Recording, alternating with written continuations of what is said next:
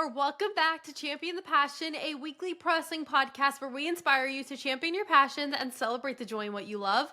I'm your host. My name is Victoria Daisy, and today we're going to be recapping everything that happened last night on Monday Night Raw. But before we get started, don't forget to leave a 5-star review if you enjoyed. Follow me at It's Victoria Daisy across all social platforms, and follow Champion the Passion across all streaming platforms. But let's dive right into the opening segment with the voice of the voiceless, CM Punk. So Punk came out and said to the crowd that it is the summer of Punk and it's Money in the Bank time. He reminded us that he is a 2-time Money in the Bank winner and also twice has successfully cashed it in, and he wants to do it again. He wants to do it 3rd time's the charm. Then he said, quote, "It's time to get some gold back in my hands." Then after he said that, he kind of called out John Cena and he said, "When I win, I'm coming for you." But then Sami Zayn came out and I was like, okay, buddy, what are you doing here? But like, slay, I guess. He said, thanks to Seth, Braun, Paul, and Bronson, his path to gold will not be through Money in the Bank. And he's okay with that.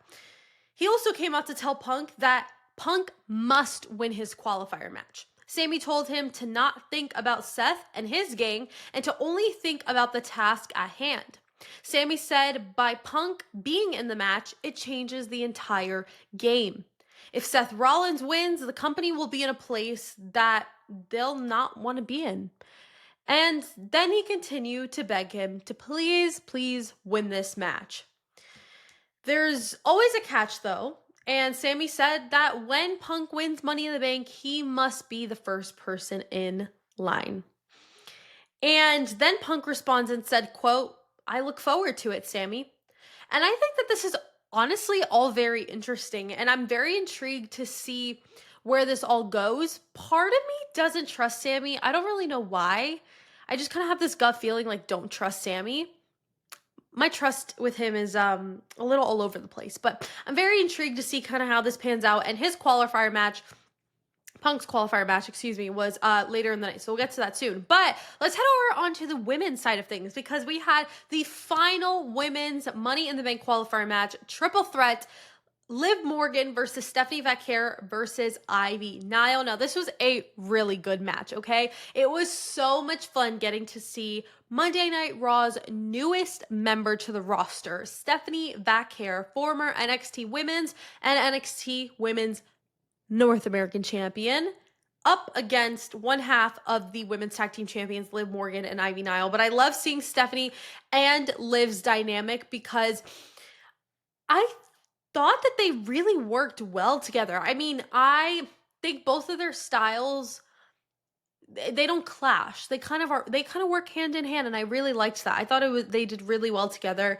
And there were some really fun spots, I do have to say. And they just made this match so entertaining. But in the end, Stephanie Vaquer did win and now advances to the women's Money in the Bank ladder match. She took the final spot. I will be doing a Money in the Bank predictions bonus episode here on the podcast this Friday, the day before Money in the Bank. So stay tuned for all of that to hear all of my predictions and thoughts. But something that I thought that's very interesting is that she's pulling double duty on Saturday. First, she has a match at Worlds Collide. I believe that's either a tag team match or a 6-person tag team match. I'm not really sure. But she has a match at Worlds Collide, and then she has this match later in the day. So, I won't spoil my predictions, but I have a good feeling about this. That's all I'll say. Next, we had Judgment Day versus War Raiders. Now, this was an okay match. I wasn't crazy about it, but something interesting kind of did happen towards the end. Roxanne Perez came out to help Judgment Day secure their victory, and it worked. She was successful. Good for you. Do you want your flowers? Do you want a cookie? Like, whatever. She's really giving it her all because she wants Dom. But I'm curious if we'll ever find out this deal that she made with Finn. Obviously, she didn't just come because she wanted to. I'm sure there was something in it for her. And I'd love to know what that is. But after that, we had a Lyra Valkyria segment. So as soon as Lyra got out there, she immediately called out Becky so that she could say what she wanted to say straight to her face. And she told Becky to shut up so that she could speak the second Becky got out there. And she said that Becky is delusional and her downfall should be studied. She also said that she needed to get angry and nobody has hurt her the way that Becky has hurt her. She then said that Becky has brought out a dangerous side of her. Becky finally replied by saying that she doesn't believe that she hurt her the most because she knows Lyra wants to bury Becky. Then Becky said that what will hurt her is when Lyra has to raise her hand high. Then they broke out into a brawl to close out the segment because, I mean, what WWE promo or segment doesn't end in a brawl? Am I right? And I just have to say, I love this storyline, this feud between Lyra and Becky. I mean, it dates all the way back to NXT. And I just think the buildup for these matches have been so good. We know that they had Becky's return was at WrestleMania 41 in a tag team match. They won the tag team championships. Then Becky turned on Lyra. They had their match at Backlash, and now they have the rematch at Money in the Bank. And again, I'm not going to spoil any of my predictions for Friday's bonus episode, but I'm a little worried. I'm a little worried about this. I'm very intrigued to see how this match pans out because I think a lot of different things can happen and I don't think I'm ready for either. But let's head into the next match of the night. We had a tag team match, Jey Uso and Sami Zayn versus Braun Breaker and Bronson Reed. Now, when I saw that this was going to be a match, I was so intrigued to see how this dynamic would play out. But it actually was a really fun match. It was a traditional battle between power and speed, but in the end, well, actually, there was no end because Seth Rollins decided to interfere and end the match himself. I guess he couldn't watch it anymore. And you know what? Seth, Braun, and Bronson just continued to take matters into their own hands until CM Punk came out for the save, and then they all went bananas. Now, I'm loving what they're doing. I just am going to need to see a match out of this too. You know, and I don't really think that we have a huge PLE until SummerSlam. I mean, we have Money in the Bank, and then we have one Saturday night's main event in July. So I guess you could do the match there. But I'm very intrigued to see if we will get a 6-man tag match. Maybe Seth, Braun, Bronson versus CM Punk, Jey Uso, Sammy. Maybe at Saturday night's main event or SummerSlam. I think that's something they could definitely think about or work on. I think that would be so much fun. I think that could even be the main event of the entire show, to be honest, regardless of which show it is. The next match of the night was Kairi Sane versus Raquel Rodriguez. Now, surprisingly, this was a very good match. And I just have to say, both of these women are severely underrated. I mean, they truly have such good matches, and they can have a good match with anybody. And they proved that last night when they put on a really good match with each other. And this was, you know, your typical David and Goliath matchup, but I thought that they handled the size difference really well, which is something that could be very tricky in the ring.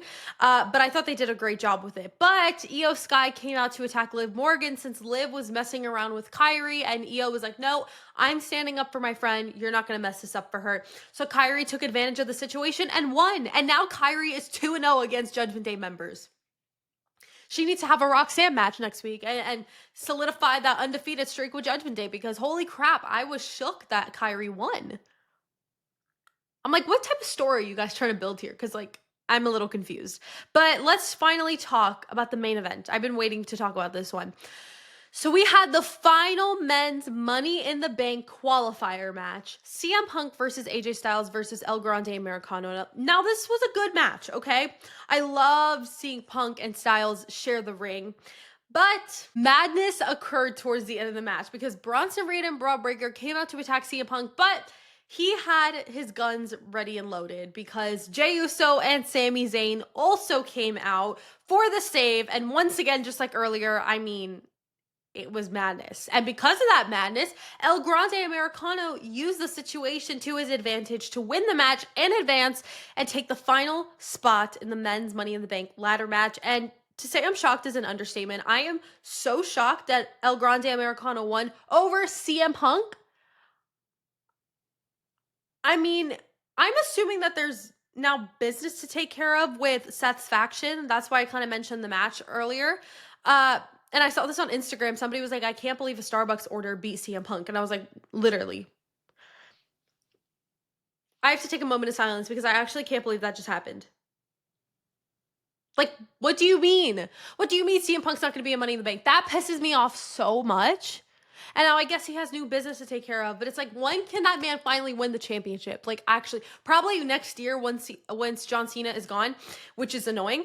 But I'm just like, oh my God, can CM Punk just please win a championship? Can he just please do it again? Like, please? Whatever. I digress. Let me head into my overall thoughts.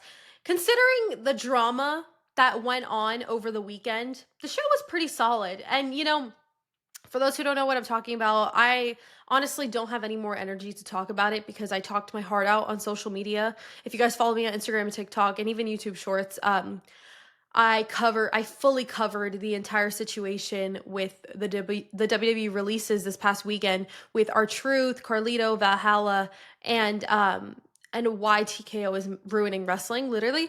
And so considering the drama over the weekend, I thought, that the show was solid.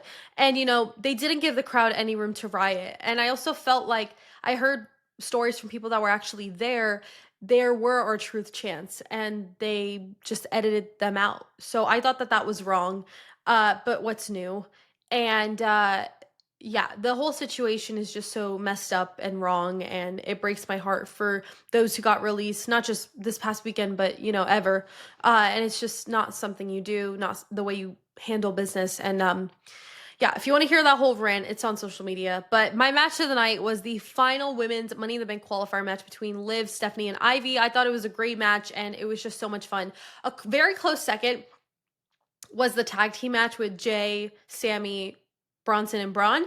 I really loved that one as well, but I like this one just a little bit more. And then my segment of the night was obviously Becky and Lyra. I mean, you guys know how much I love hearing them go at it back and forth. I just think they say the most clever things, and they're just so good at what they do. Overall, I'd rate the show a solid 7 out of 10, which, it's dropped a little bit of rankings, but it's okay. Don't forget to stream Money in the Bank this Saturday at 7 p.m. Eastern, 4 p.m. Pacific, June 7th, exclusively on Peacock. Thank you guys for watching and listening to this episode of Champion the Passion. Don't forget to leave a 5-star review if you enjoyed. Follow me at It's Victoria Daisy across all social platforms, and follow Champion the Passion across all streaming platforms. Don't forget to champion your passions and celebrate the joy of what you love, and I'll see you guys in the next episode. Bye!